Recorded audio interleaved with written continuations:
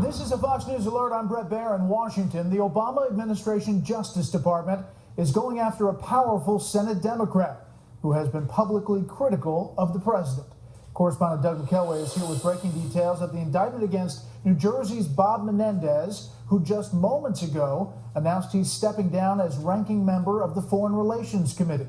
Good evening, Doug. Evening, Brett. Whatever the legal merits of this case, the indictment has already sparked that firestorm that the charges are politically motivated revenge for the Democratic New Jersey senator's deep opposition to two signature Obama administration policies: the opening up of diplomatic relations with Cuba, and more recently, the nuclear negotiations with Iran now underway. Here's Menendez from weeks ago.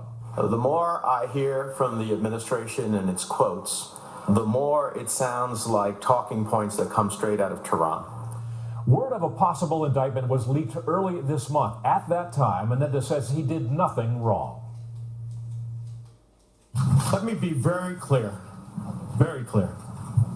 I have always conducted myself appropriately and in accordance with the law. Republican South Carolina Senator Lindsey Graham said at that time, and I'm quoting, "He's been a champion on the Iranian nuclear issue. It just doesn't smell right."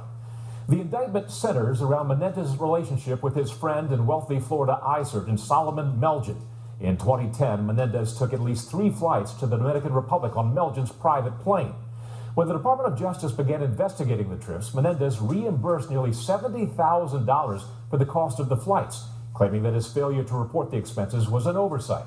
Both Menendez and Melgen are facing 22 counts each. Among them, Menendez solicited and accepted domestic and international flights on private jets, first-class domestic airfare, use of Caribbean villas, access to an exclusive Dominican resort, a stay at a luxury Paris hotel, expensive meals, golf outings, and tens of thousands of dollars in contributions to his legal defense fund.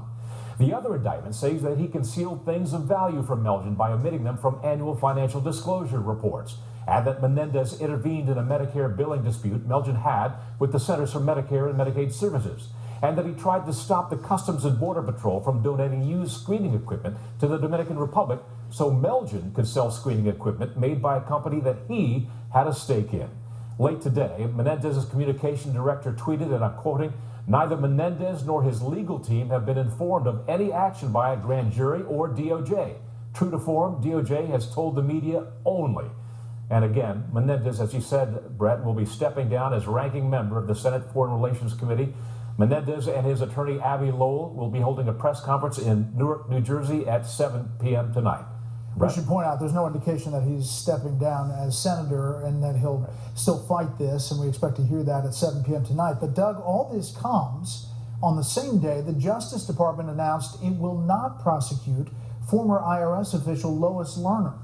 What can you tell us about that? Well, obviously the contrast could not be any starker. In fact, a statement from Speaker Boehner's office about the failure to indict Lerner illustrates what some people will see as a clear double standard, quoting from Boehner's office.